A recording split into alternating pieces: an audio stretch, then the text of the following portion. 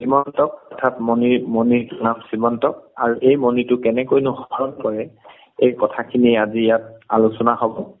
সত্ৰাজিতৰ শ্ৰীমন্ত মণি লাভ অৰ্থাৎ সত্ৰাজিতেনো শ্ৰীমন্ত মণিটো কেনেকৈ পালে আৰু এই পদংশত আমি আগতীয়াকৈ অলপ অধ্যয়ন কৰি চাইছিলো। ইয়াত দুটা মূল দুটা চৰিত্ৰ দেখা গৈছে। এটা চৰিত্ৰ হৈছে জাম্বন্ত আৰু এটা চৰিত্ৰ হৈছে সত্ৰাজিত। সত্ৰাজিতে তেওঁ দেৱতা পূজা কৰি বৰ আচৰিত ধৰণৰ এটা মণি পালে। যিটো মণি পায়ো কিন্তু মণিটোৰ যিখিনি গুণাগুণ, কিন্তু মণিটোৱে তেওঁ একো কৰিব নোৱাৰিলে, অৰ্থাৎ একো দিব নোৱাৰিলে। আৰু তেওঁৰ আচলতে ভক্তিটো একান্ত ভক্তি নাছিল। কিন্তু আৰু এটা জাম্বন্তৰ দেখাইছে। জাম্বন্তৰ যি ভক্তি আছে সেইটো একান্ত ভক্তি। হয়তো আজি আমি নেপাবগে পাৰো, কিন্তু আপোনাৰ বাবে শেষ পাবগে। ইমান সুন্দৰ তেওঁৰ ভক্তিটো। তেওঁ ৰামৰ লগত যুদ্ধ কৰিলে। যুদ্ধ কৰি কৰি কৰি কৰি অন্তত ভগৱন্ত কৃষ্ণই ক'লে যে মই কৃষ্ণ, মই দৈৱকী নন্দন, গোটেই কথাটো ক'লে। কিন্তু শেষত কি কৈছে যে এতেকে বুলিয়া নমি যাবৱন্ত আছে গীতাঞ্জলি ভৰি কিবা তেন্তে শ্ৰীৰাম। অৰ্থাৎ গোটেই কথাটোৱে ক'লে, কিন্তু তেওঁৰ ভক্তিটো ৰামতে আছে। সেয়া আছে একান্ত ভক্তি। তদ্ৰূপ আমাৰো, আমি যদি কৃষ্ণক ভক্তি কৰিছো, আমাৰ ভিন্ন ভাৱনাটো আহিব নালাগে। আচলতে ৰাম হওক বা বহুত ধৰণে ভগৱন্তই অৱতাৰ ধৰিছে, অৱতৰিত হৈছে, কিন্তু আমি মূল আমাৰ ধ্যানটো, আমাৰ চিত্তটো, আমাৰ একাগ্ৰতাটো ভগৱন্ত কৃষ্ণত থাকে। সেই একান্ত ভকতিটো কেনেকুৱা ধৰণৰ হয় সেইটোৱে উদাহৰণস্বৰূপে জাম্বৱন্ত। জাম্বৱন্ত যিহেতু ভগৱন্ত কৃষ্ণ, দাপৰ যুগৰ কৃষ্ণ বুলি ক'লে, কিন্তু তেওঁ কৃষ্ণ বুলি কোৱা নাই, তুমি ৰাম হয় বুলি তেওঁৰ চৰণত সেৱা ধৰি আছে। সেইটোৱে একান্ত ভক্তি। যি নহওক, আমি কথাখিনি কলো। আচলতে আজি ইয়াত বৰ বিশেষ খুব সুন্দৰকে কথাখিনি ওলাই আছে। গতিকে ইয়াত বৰ তাত্ত্বিক বা কিবা কথা নাই বুলি আমি অনুভৱ কৰি আজি কথাখিনি আৰম্ভণিতে আমি অকণমান আলোচনা কৰিলো। যি নহওক, আমি পদৰ ভিতৰলৈ সোমাই যাম। প্ৰভুহঁত আপোনাৰ চৰণত আমি শ্ৰদ্ধাৰে আপোনাৰ হবৰ দাস বুলি সেৱা জনাই আমি পুনৰ অধ্যায় অংশটিৰ ভিতৰত সোমাই যাব বিচাৰিছো। পৰমানন্দ মুকুন্দ মাধৱ ভকত জনৰ যিটো পৰম বান্ধৱ।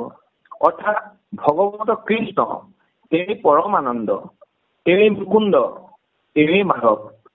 গতিকে ভগৱন্ত কৃষ্ণৰ চৰণত প্ৰণাম কৰিছে। কি কৰা হৈছে? যিহেতু জনৰ কাৰণে তেওঁ পৰম বান্ধৱ। কাৰণ ভগৱন্ত কৃষ্ণই ভকতৰ বাদে অন্য কথা চিন্তা নকৰে, আৰু ভক্তসকলে যিহেতু ভগৱন্তৰ বাদে অন্য কথা চিন্তা নকৰে। এতিয়া ভকত বুলিলে আচলতে পাত্ৰটোৰ নামহে ভকত। কিন্তু পাত্ৰটোৰ ভিতৰত যেনেকে এটা গিলাচৰ ভিতৰত পানী থাকে, তদ্ৰূপ ভকতৰ যিটো ভক্তি, সেই ভক্তিখিনি থাকিলেহে ভগৱন্তই সেই ভকতজনক আঁকোৱালি লয়। গতিকে আমি চুৰিয়া গামোচা পিন্ধি আমি যদি ভিতৰত, আমাৰ হৃদয়ত যদি অন্তঃকৰণত ভগৱন্তৰ প্ৰতি যদি ভক্তি ভাৱনাটো নাথাকে, তেতিয়া আমাৰ হৃদয়ত ভগৱন্তৰ ভক্তিৰ যিটো নহয়, সি গুটি হিচাপে থাকিব। গতিকে ইয়াক হলে ভকতজনৰ হৃদয়ত ভকতিৰ প্ৰেমটো জাগ্ৰত হ'ব লাগিব, ভগৱন্তৰ প্ৰতি শ্ৰদ্ধা আহিব লাগিব। আৰু তেতিয়া ভগৱন্তই ভকতক সদায় ৰক্ষা কৰে। যিহেতু ভকত ভগৱন্তৰ মাজত কোনো পাৰ্থক্য নাই। দেৱতো তীৰ্থতো ভকতেৰে বৰ, ভকতক পুজিলে বিষয় কৰ্মজৰ। গতিকে ইয়াত কথাখিনি ওলাই পৰিছে। এতিয়া কৈছে যে ভকতজনৰ যিটো পৰম বান্ধৱ, স্বয়ং ঈশ্বৰ হৈছে ভকত বান্ধৱ। কাৰণ ভগৱন্তই যিমান অৱতাৰ লৈছে মাত্ৰ ভকতৰ কাৰণেই লৈছে। আপোনাৰ 24 অৱতাৰত চাওক, তাৰপিছত আপোনাৰ এই 24 অৱতাৰৰ ভিতৰত চাওক, মাত্ৰ ভকতৰ কাৰণে।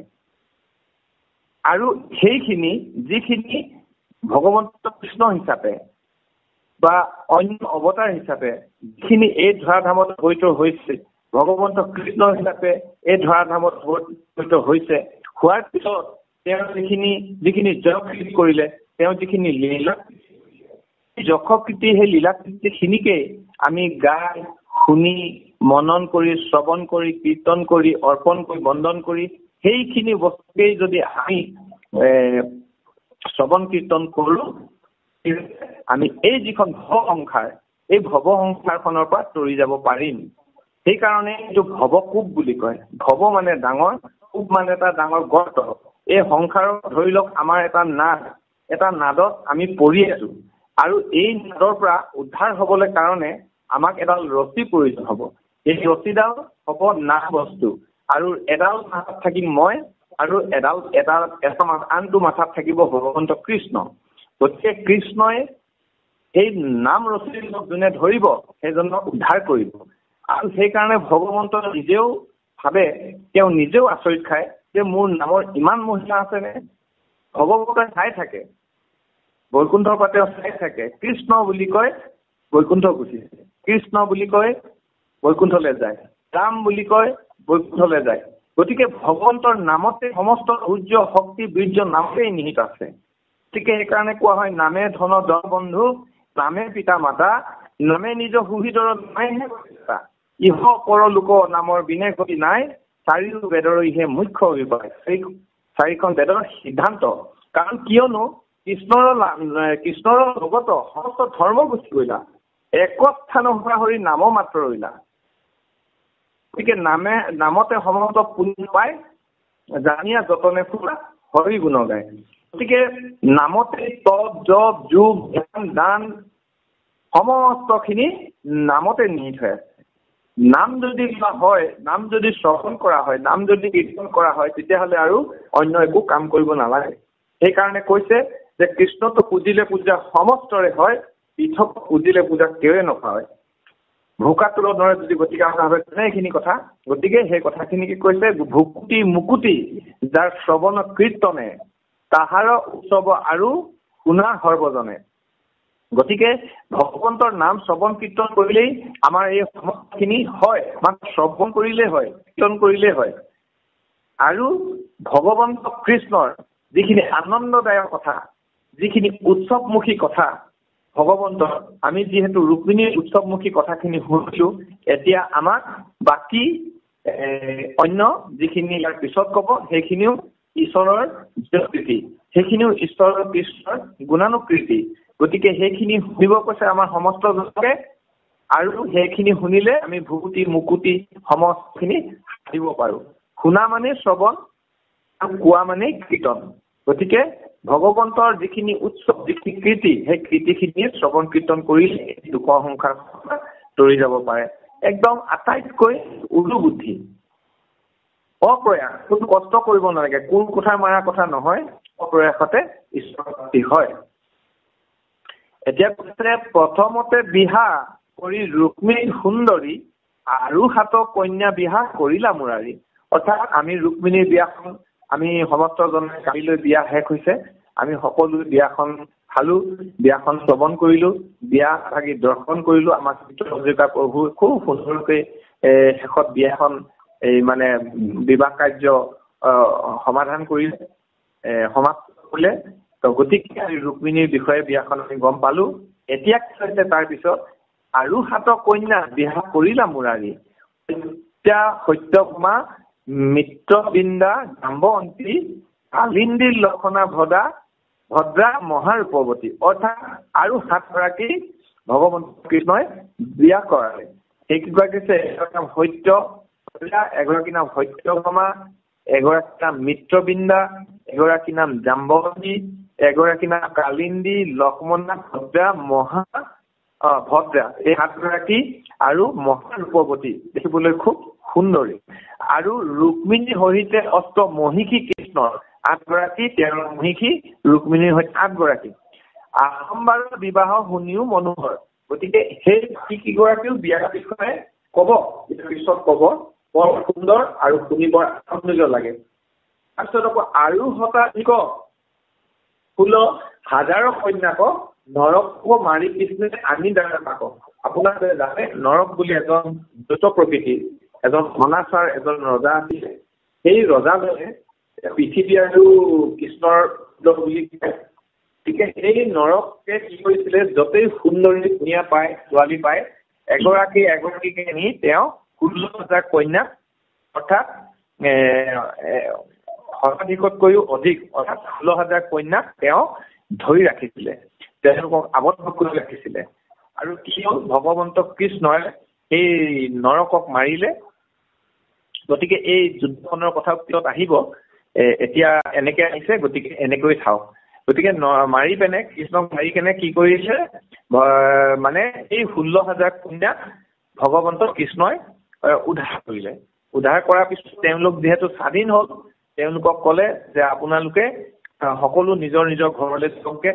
তাৰপিছত তেওঁলোক যেতিয়া ঘৰলৈ গ'ল, তেওঁ যেতিয়া মুকলি কৰিলে, নৰকক মাৰি তেওঁলোক উদ্ধাৰ কৰি যেতিয়া মুকলি কৰি দিছিল, তেতিয়া তেওঁলোকৰ বহু লোকে মানে তেওঁলোকৰ ঘৰত এই কোনোবা ৰজা আছিলে, কোনোবা অলপ কিবা আছিলে। গতিকে তেওঁলোকে কি হ'ল, গাঁৱৰ বা মানে ৰাইজৰ বা সমাজৰ কথা শুনিব কাৰণে তেওঁলোকক গ্ৰহণ নকৰে। তোমালোকে যেতিয়া বিয়া হলা আৰু যোৱা বুলি ক'লে, তেতিয়া তেওঁলোকে ভগৱন্ত কৃষ্ণক ক'লে। আৰু ভগৱন্তই তেওঁলোক আচলতে সেই সকলো ভকতে আছিলে। কাৰণ নৰকে যেতিয়া ধৰি নিছে, তেওঁলোকে ভগৱন্ত কৃষ্ণৰ বাবে অন্য কাৰো কথা চিন্তা নকৰে। গতিকে এগৰাকী দুগৰাকী নহয়, 16,000 কন্যা তেওঁলোকে যিহেতু ভগৱন্তক বিচাৰিলে, তেতিয়া ভগৱন্তই তেওঁলোকক উদ্ধাৰ কৰিলে। আৰু পিছত কি কৰিছে, এই আমাৰ ভগৱন্ত কৃষ্ণই তেওঁলোকক মানে বিবাহ পাশত তেওঁলোকক মানে বিয়া পাতিলে। আৰু এইখিনি বৰ শুনি মনোমোহা লাগে, এই কথাখিনি পিছত ক'ব কাহিনীটো। গতিকে নৰকক মাৰি কৃষ্ণে আনি দ্বাৰ পাকক, তেওঁলোকক মাৰি এইসকলক দ্বাৰকালৈ লৈ আহিলে। একদিনে বিবাহ কৰিলা নাৰায়ণে, ঈশ্বৰ কৃষ্ণৰ লীলা বুজে কোনজনে। আৰু সেই 16,000 পত্নীক একেদিনাই ভগৱন্ত কৃষ্ণই বিয়া পাতিলে আৰু বিবাহ কৰিলে। গতিকে এয়াও ভগৱন্তৰ কম লীলাৰে বাৰু, এজনী দুজনী নহয়, এগৰাকী 16,000 গৰাকীক বিয়া পাতিছে। গতিকে ঈশ্বৰৰ যি লীলা, ঈশ্বৰৰ যি মহিমা কোনো বুজি নাপায়, একমাত্ৰ ঈশ্বৰেহে বুজে। গতিকে এই কথাখিনিকে আমাক কৈছে। এটিখনে কহো কৃষ্ণ বিবাহৰ কথা, পদ্যুম্নৰ জন্ম পাছে কহিব ব্যৱস্থা। তাৰপিছত এতিয়া বৰ্তমান কৃষ্ণ বিবাহৰ ওপৰতে আমি কম। আৰু পদ্যুম্নৰ জন্মৰ কথা, পদ্যুম্ন যিজন আছিলে, এইখিনি পিছত পাব আপোনালোকে, তেওঁৰ কথাটো পিছত কম। অৰ্থাৎ কহিব ব্যৱস্থা, জন্ম পাছে কহিব ব্যৱস্থা, পদ্যুম্নৰ জন্ম পাছে কহিব ব্যৱস্থা। তেওঁ এই কথাখিনি আমি পিছত আলোচনা কৰিম। এতিয়া ইয়ালৈকে পঢ়িলে প্ৰভু কৃষ্ণ আহক। অহুকে কহিলন্ত পৰীক্ষিত নিপতিত, কৃষ্ণক কলংক দিলা ৰাজা সত্ৰাজিত। শ্যামন্তক মণিসমে নিজ কন্যা খানি, হৰহুয়া মাধৱক দিলে আপুনি। এনমতে কন্যা বিহা দিলে কৃষ্ণক, ৰূপ মুখে হৰি চৰিত্ৰ মৃত। ক'ত লৰিলে আপোনাৰ? কৃষ্ণ এনমতে সত্ৰাজিতে পাৰিলে শ্ৰীমন্ত কৃষ্ণ মতে কন্যা, ইয়াত তেনেকে আছে, কেনমতে কন্যা বিয়া দিলে কেনমতে সত্ৰাজিতে পাৰিলে শ্ৰীমন্তক, কেনমতে কন্যা বিহা দিলে কৃষ্ণক, এনেকে আছে। ইয়াত আপোনাৰ এনেকে আছে, প্ৰভু এশাৰী তাৰমানে হেৰি হ'ল, এশাৰী গণ্ডগোল হ'ল, মই চাইছো কথাটো। হয় হয় হয়, আপুনি এনেকে পঢ়ি দিয়ক, কেনমতে হতাজিতে পাইলে শ্ৰীমন্তক, তাৰপিছত আপুনি পঢ়ি দিয়ক। কেনমতে হতাজিতে পাইলে শ্ৰীমন্তক, এতিয়া আপুনি কওক। হয়। কেনমতে কন্যা বিহা দিলে ক কৃষ্ণ ক। কৃষ্ণ হে ৰাম তজু পদ মুখে হৰি চৰিত্ৰ মৃত যতে ক শুনো আৰু শুনিবা চিত্ত শুকনি গদতি শুনা মধু পৰীক্ষিত চিৰকাল উজকৰ শিলাপতাজিত অনেক বৎসৰে তুষ্ট ভোলাহিবা কৰ অত্ৰাজিতে ভকতি কৰিলা নিৰন্তৰ। কৃষ্ণ কেনমতে সত্ৰাজিতে পাইলে শ্ৰীমন্তক, কেনমতে কন্যা বিহা দিলে ক কৃষ্ণক। অৰ্থাৎ পৰীক্ষিতে কথাখিনি সুধিছে আৰু একান্তভাৱে সুধিছে। কি সুধিছে? যে সত্ৰাজিতেনো শ্ৰীমন্ত মণিটো কেনেধৰণে পালে, কেনেকৈ পালে, কি কৰি পালে, আকৌ কেনেধৰণে কেনমতে কন্যা বিহা দিলে কৃষ্ণ, কেনেকৈনো কৃষ্ণৰ লগত আকৌ নিজৰ কন্যা অৰ্থাৎ জাম্বন্তীক বিয়া দিলে। তজুপদ মুখে হৰি চৰিত্ৰ অমৃত, অৰ্থাৎ আপোনাৰ মুখপদ্মহতে গোটেই কথাখিনি শুনি যিটো অমৃত বৰষিছে, সেইখিনি কথা আমাৰ শুনিবলৈ ইচ্ছা হৈছে বুলি পৰীক্ষিতে শুকক কৈছে।